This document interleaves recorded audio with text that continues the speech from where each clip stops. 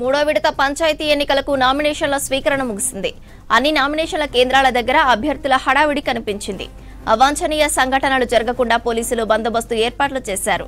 రాష్ట్రంలో మూడో విడత ఎన్నికలు 182 మండలాల్లోని 4159 సర్పంచ్ స్థానాలకు నామినేషన్ల స్వీకరణ కొనసాగింది. రేపు మూడో విడత పంచాయతీ ఎన్నికలకు సంబంధించిన నామినేషన్లను పరిశీలిస్తారు. డిసెంబర్ 9న నామినేషన్లను ఉపసంహరిస్తారు. ఈ నెల 11, 14, 17వ తేదీల్లో విడతల వారీగా రాష్ట్ర వ్యాప్తంగా పంచాయతీ ఎన్నికలు జరగనున్నాయి.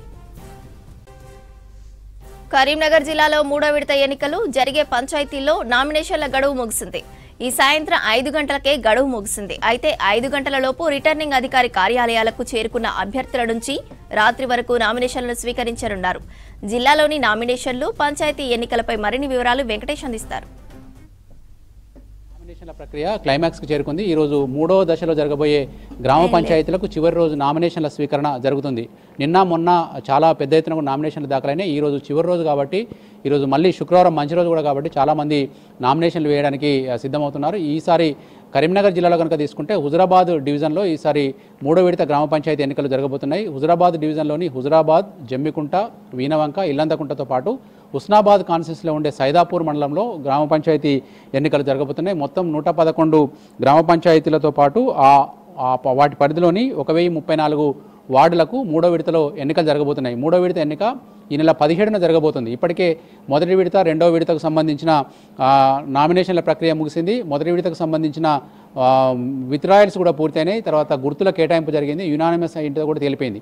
అదేవిధంగా రెండవ విడతలో తీసుకుంటే నిన్న స్క్రూట్నీ ప్రక్రియ కంప్లీట్ అయింది. స్క్రూట్నీ తర్వాత ఎన్ని నామినేషన్లు కూడా అధికారులు వివరాలు వెల్లడించారు. ఇక మూడో విడత తీసుకుంటే మనకు కరీంనగర్ జిల్లాలో నిన్నటి వరకు 111 గ్రామ పంచాయతీలకు 325 మంది సర్పంచ్ అభ్యర్థులు నామినేషన్ వేశారు. అదేవిధంగా 1034 గ్రామ పంచాయతీలకు 991 మంది నామినేషన్లు వేశారు.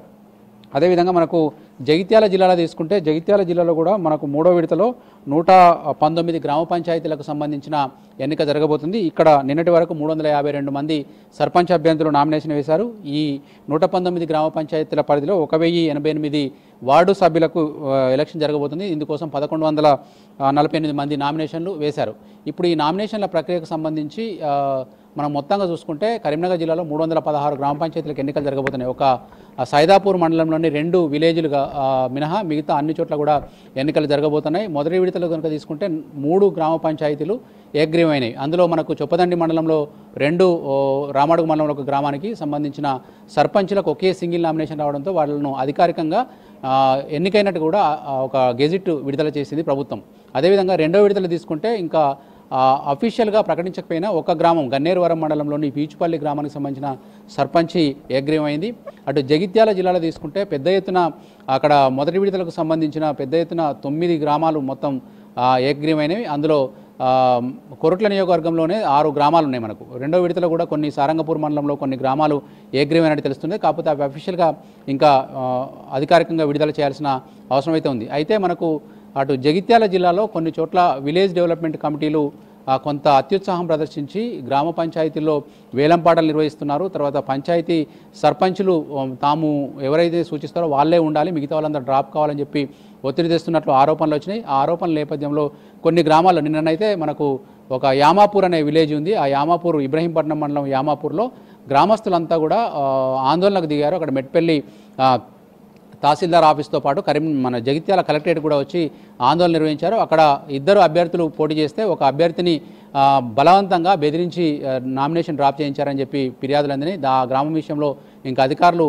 ఇంకా నిర్ణయం తీసుకోవాల్సిన అవసరం ఉంది. గతంలో కూడా మనకు కొన్ని గ్రామాలలో కనుక తీసుకుంటే ఇట్లాంటి ముందు నామినేషన్ విత్డ్రా చేసుకొని తర్వాత కోర్టుకు వెళ్ళి తర్వాత ఎలక్షన్ ఆపిన సందర్భాలు కూడా ఉన్నాయి. అట్లాంటి వాటిని దృష్టిలో పెట్టుకుని అధికారులు ఈసారి ఆచితూచి వ్యవహరిస్తున్నారు. ఎక్కడ కూడా ఎలాంటి యునానిమస్ పేరుతో బెదిరింపులకు దిగరాదని చెప్పి అధికారులు ఆదేశాలు జారీ చేశారు. పోలీసులు కూడా ఎవరైతే అభ్యర్థులు నామినేషన్ వేశారో వాళ్ళకు కౌన్సిలింగ్ నిర్వహిస్తున్న సిచ్యువేషన్ కనిపిస్తూ ఉంది. మనకు అక్కడ జగిత్యాల జిల్లాలో కావచ్చు, ఇటు కరీంనగర్ జిల్లాలో కావచ్చు, ఏవైనా మనకు సెన్సిటివ్ తర్వాత హైపర్ సెన్సిటివ్ విలేజెస్ ఉంటే ఇప్పటికే పోలీసులు భారీ బందోబస్తు ఏర్పాట్లు చేశారు. ఈరోజు సాయంత్రం 5 గంటల వరకు కూడా ఈరోజు మూడో విడతకు సంబంధించిన నామినేషన్ల స్వీకరణ కార్యక్రమం జరుగుతుంది. చివరి రోజు కాబట్టి 5 గంటల లోపు ఎంతమంది మనకు రిటర్నింగ్ అధికారి కార్యాలయానికి వచ్చి నామినేషన్ వేయడానికి వస్తారో వాళ్ళందరి నుంచి కూడా దరఖాస్తులు కావచ్చు, నామినేషన్లు కావచ్చు స్వీకరిస్తారు. మొన్న ఫస్ట్ విడత సెకండ్ విడత కూడా చూసుకుంటే కనుక రాత్రి వరకు కూడా దాదాపు కొన్ని చోట్ల అర్ధరాత్రి వరకు కూడా నామినేషన్ల స్వీకరణ జరిగింది. ఈరోజు కూడా పెద్ద ఎత్తున నామినేషన్లు వేస్తారని చెప్పి ఆశిస్తూ ఉన్నారు. నిన్న మనకు వినవంక మండలంలో సాయంత్రం 6-7 తర్వాత కూడా నామినేషన్లు స్వీకరించారు. ఓట్లు వేయడానికి ఎట్లా ఓటర్లు బార్లు తీరుతారో అట్లా రిటర్నింగ్ అధికారి దగ్గర పోటీ చేసే అభ్యర్థులు లైన్లు కట్టి వాళ్ళ నామినేషన్ పత్రాలు సమర్పించిన సిచ్యువేషన్ ఉంది. ఈసారి పెద్ద ఎత్తున యువత కావచ్చు, చదువుకున్న వాళ్ళు కావచ్చు, తర్వాత సాఫ్ట్వేర్ ఉద్యోగాలు చేస్తున్న వాళ్ళు కావచ్చు, వాళ్ళు నామినేషన్లు వేస్తూ ఉన్నారు. ప్రజలు ఎవరిని ఎట్లా స్వీకరిస్తారనేది పక్కన పెడితే గ్రామాలలో ప్రధాన సమస్యలను ఫోకస్ చేస్తూ ఇప్పటికే మొదటి విడత ఎన్నికలు జరిగే గ్రామాల్లో వాళ్ళు ప్రచారాలు నిర్వహిస్తున్నారు. ఓవరాల్గానైతే ఈ రోజుతో మనకు నామినేషన్ల స్వీకరణ పర్వం అంటే 3 పేజీలకు సంబంధించి పూర్తి కాబోతుంది. ఇక ఎన్నికలకు సంబంధించి కూడా అధికారులు అన్ని సర్వం సిద్ధం చేస్తూ ఉన్నారు. 11 తారీఖు రోజు మొదటి విడత ఎన్నికలు జరగబోతున్నాయి. యునానిమస్ అయిన గ్రామాలు కావచ్చు, వార్డు సభ్యులు కావచ్చు మినహా మిగతా అన్ని గ్రామాల్లో కూడా ఎన్నికలు జరిపేందుకు అధికారులు అన్ని రకాల చర్యలు తీసుకుంటున్నారు. బ్యాలెట్ పేపర్ల ముద్రణ కావచ్చు, మిగతా బందోబస్తు కావచ్చు, తర్వాత పోలింగ్ కేంద్రాలలో ఏర్పాట్లు కావచ్చు, ఇవన్నీ చూసే పనిలో అధికారులు నిమగ్నమైనట్టు తెలుస్తూ ఉంది. కెమెరామెన్ కవికుమార్తో వెంకటేష్, V6 న్యూస్, కరీంనగర్ నుంచి.